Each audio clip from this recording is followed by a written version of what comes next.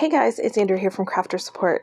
Today I'm going to be making a Valentine's Day banner, and I'm going to be using this Merry Christmas mug that I found on Design Space. This is a free item. If you have access, you can get this for free and create with it. So I'm going to put the link to everything below so you know like the little address you need to type in the hashtag if you need to find it. Also, when you first click on it and send it to your canvas, it sometimes is lower than what you see. So just make sure you scroll down if you don't see what you're looking for. And then I'm going to go up here and resize it. So I want it to be 3.5 inches wide. So I'm going to resize it. And then there's some things I need to take care of. First of all, I need to ungroup it because I want to take out the Merry Christmas and I want to put in the word love. So there's two ways we can do this. We can come over here and click on the color, so on your side panel, and pull our color off of there. So now we can go down to contour, and we could go through and click off all the letters and all the insides of the letters, and I'll show you an example here how to do that. You just come over, click on the letters, they'll turn a different color, and like they'll kind of shade out, and then when you just go back with the X, they'll be gone on your canvas. But I think it's easier to go over and select a shape. I'm choosing a box, and I'm just going to drag it over top of those letters that I don't want, and I'm going to make it bigger. I'm going to highlight them both, and then I'm just going to click slice. So once they're sliced,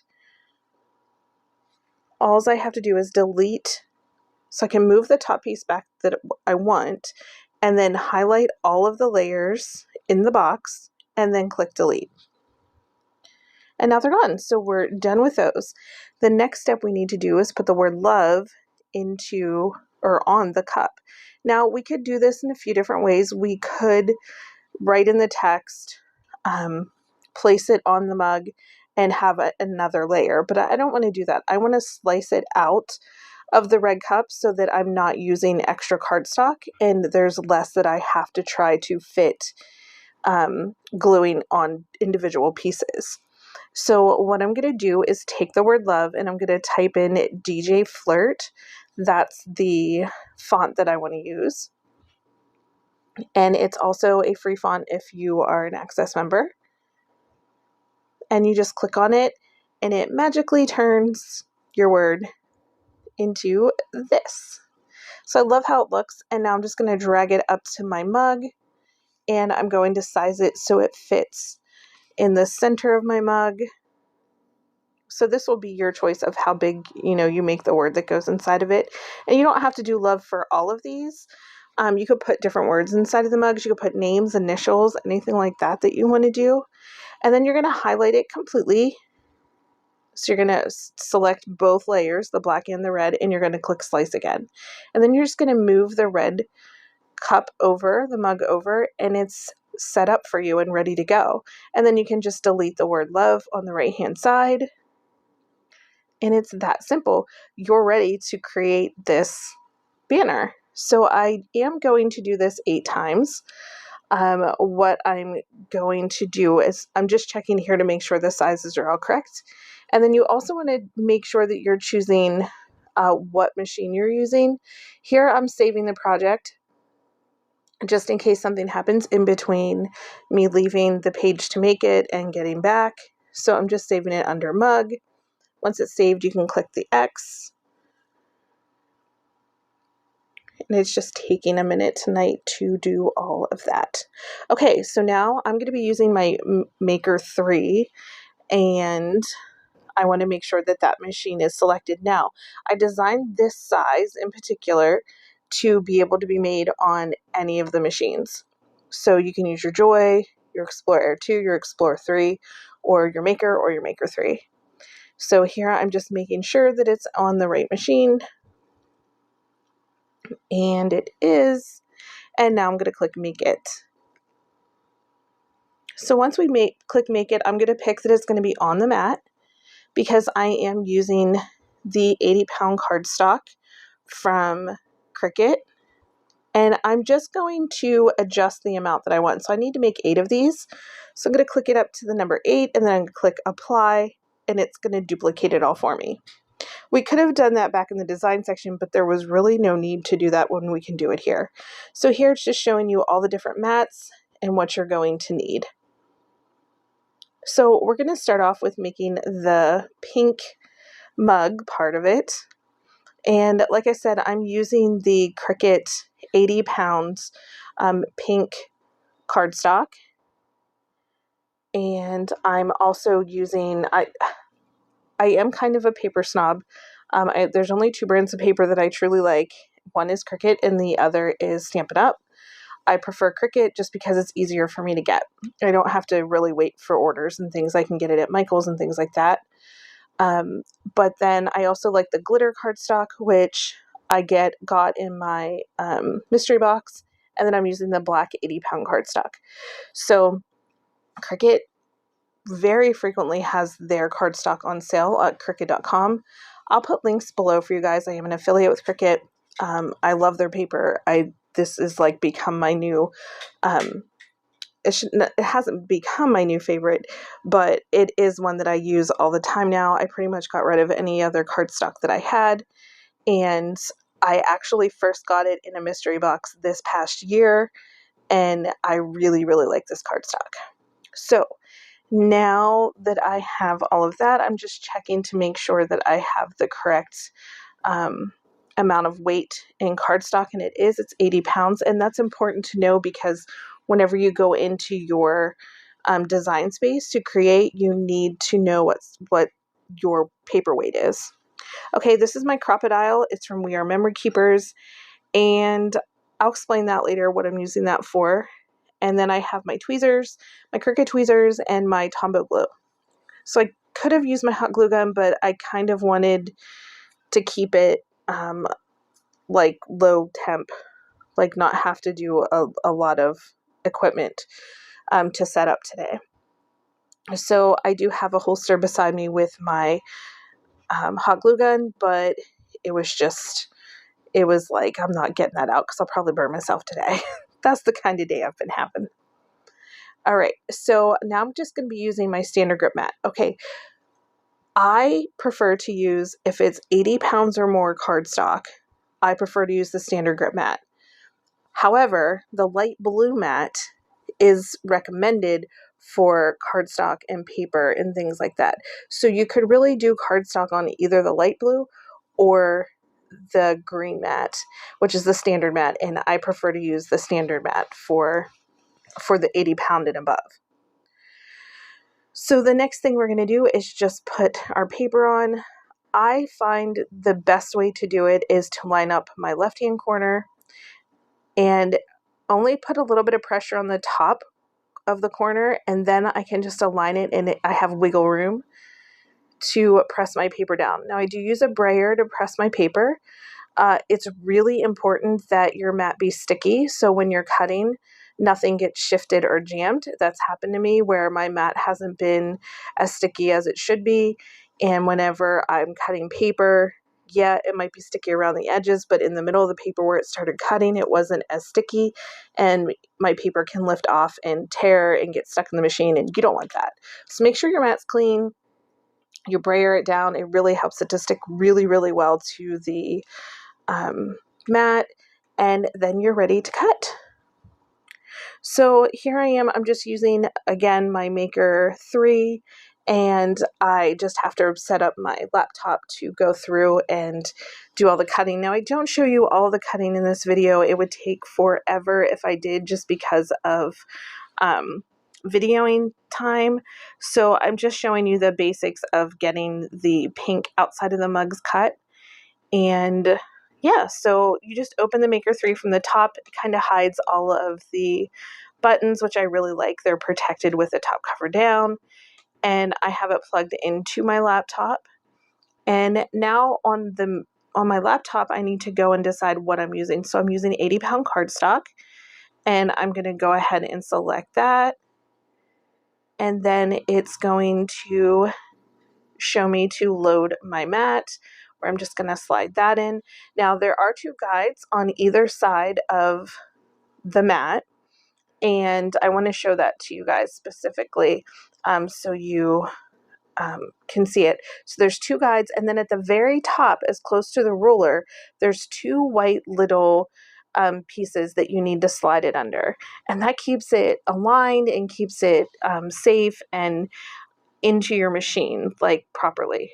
So now your Maker 3, or if you have the Explorer 3, it's going to pull it in, make sure you have enough product on your mat, and then it's going to begin cutting as soon as the play button is pressed. So it'll be flashing. You'll know you need to do something. Usually with Cricut, when something's flashing, there's something that you need to do. So now it's going to just start cutting for us. So it goes through the whole cutting process, and with the cardstock set, like with the cardstock pieces, it's fine to do the black and the pink like this, but whenever you put your glitter cardstock in, you will have to change your setting because you're now cutting a different product. So you're cutting a thicker glitter cardstock, and like I said, you just need to pick that correct material. And you can go into that if you don't see it up on your screen, you can go to click more materials and just type in glitter cardstock and it'll pull up for you. And then you can just click that. I do like to click on the star so that saves it on that page, and then it pulls it to the front for you. Okay, so it's just about done. And now we're back at the desk, and you can see it's cut out. It cut out so nicely. But the thing about this is I need to get the hearts out of the inside of love, and I need to get out the insides of the E because I want to put those back in whenever I'm doing the final cup piece. So you'll see what I mean by that. So what I'm going to do is peel back my mat. I'm just going to bend it, and I'm going to pop those little hearts out of the center, and then I'm going to come through and I'm going to take the centers of the E's out as well. And the mats are made really well. They're meant to be bent. You can bend them. I mean, as long as you're not trying to fold them in half and like squish them down, they're going to be fine for you to roll them back and make it just a little bit easier for you to get out the pieces that you need to get out. So here is the pink mug, and you can use your spatula as well. And you can save these letters if you'd like to make confetti, or if you're really, really good at piecing together little tiny letters, you could make another project with the word love that's there, and you could get a 2-for-1, right? So I just decided to pull these out and see if it was a little bit easier to get the centers of the E's out. They were a little bit difficult, but I just kind of made a pile off to the right, so I had all of the E centers and then all of the hearts along with the mugs. So there I'm just using my spatula to pick them up. If you don't have faker nails, it comes off a lot easier, but I was making it more difficult for myself. But yeah, so we can go through and just get them all.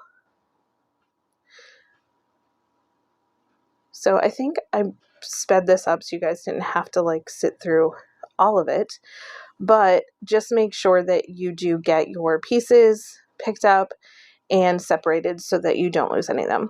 All right, so the next thing I'm going to suggest is once you've pulled up all of this, a really easy way to clear your mat of leftover pieces is simply by taking your scraper tool and scraping off your mat.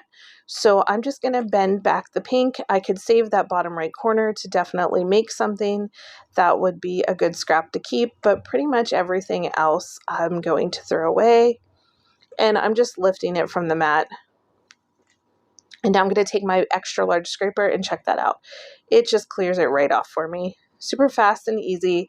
I don't have to sit there with a spatula and pick them all off, and they're still very usable. It didn't harm them in any way. It didn't crinkle them or anything. So if you wanted to use them, you still could. Okay, so now I'm going to do the black, which is for the base of the entire project. And again, I'm just laying it down at an angle in the corner, holding down the top left corner, and then pressing it into place using the brayer.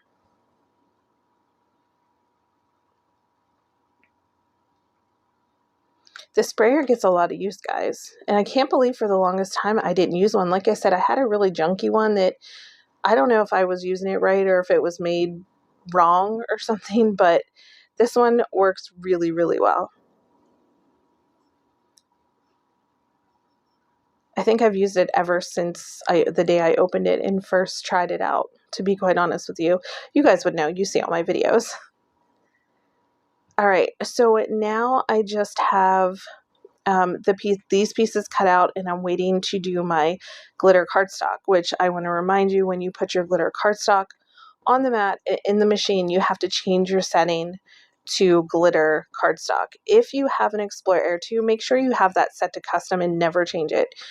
That way there, you're always remembering to change your setting. Okay, so these are the top of it. So here's the Cool Whip or the whipped cream that's gonna go on the top of it. And I'm just peeling this back, which normally I don't recommend, but I didn't want to lose all of my pieces out. I didn't want them out of order until I made my separate piles with them.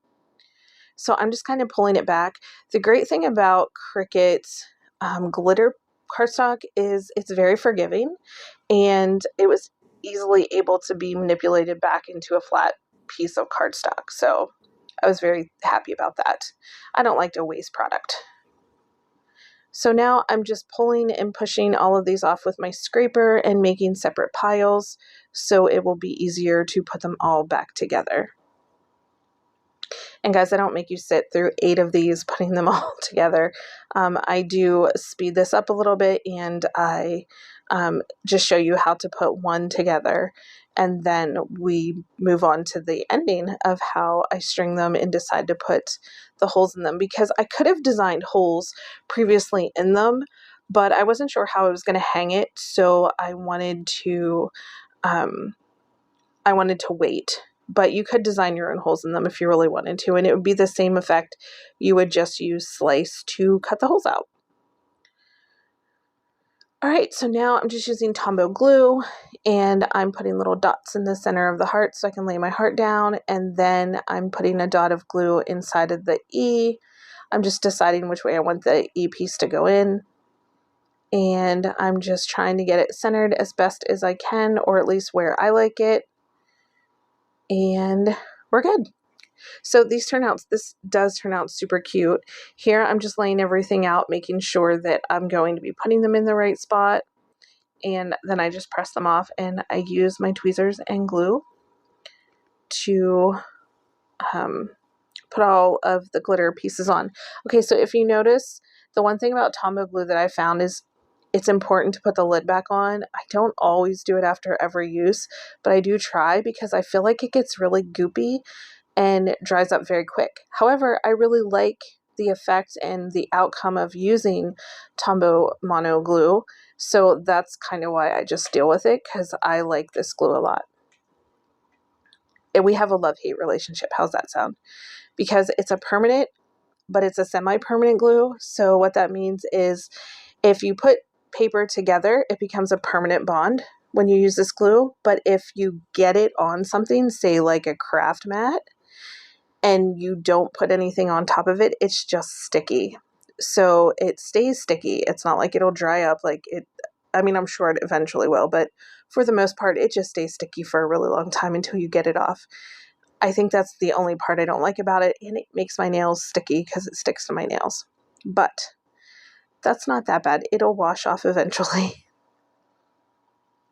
But it ends up working out so well. I'm glad I decided to use it. It does dry clear when you use it. I get it at Michael's. You can get it off Amazon. Yeah, so this is how it turns out. After making these, I thought, well, how cute would it be to give these as Valentine gifts to like your girlfriends or people at the office, or, you know, even if you're a hubby that makes crafts, you could put a little gift card on the back of this with double-sided sticky tape and give it to a friend for coffee or something. I thought it was really cute, and I'm kind of trying to think of some other ways I can use it, because I'm pretty sure I'm going to be making more of these. But for now, I just made 8, and I'm ready to decide how I want to do this. So I end up deciding that I'm going to use baker's twine to hang it, and this is kind of just like the no color, I don't know what color it is, it's no color, it's just like the tan baker's twine.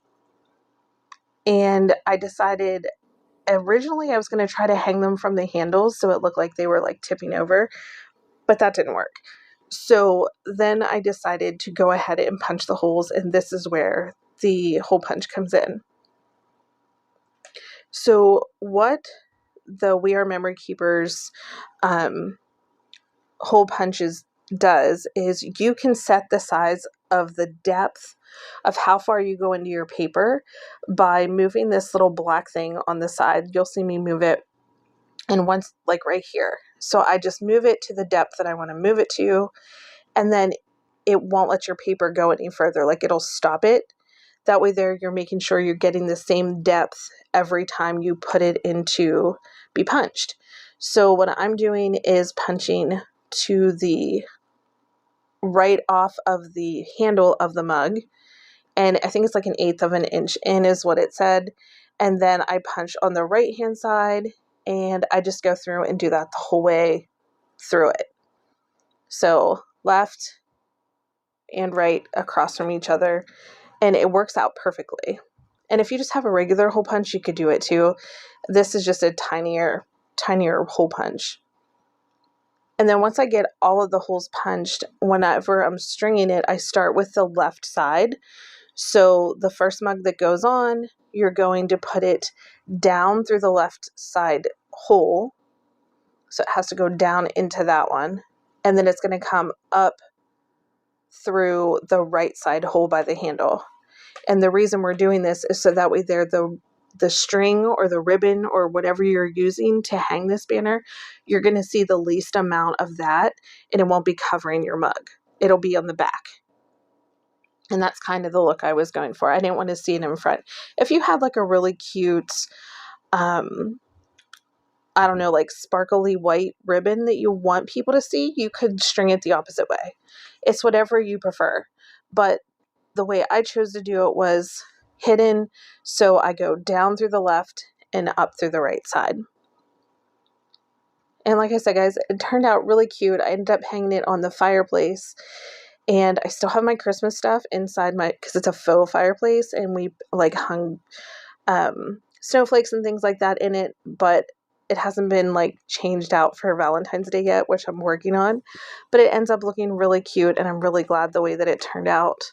And I hope you guys make this. And if you do, definitely post a picture on our Facebook group, Crafter Support, and I'll have links below to everything that I can. And I appreciate all of you guys for watching. And I can't wait to make more videos for Valentine's Day for you guys. And I can't wait to see what you guys make for Valentine's Day. Thanks so much for watching, guys. I will talk to you soon. Bye.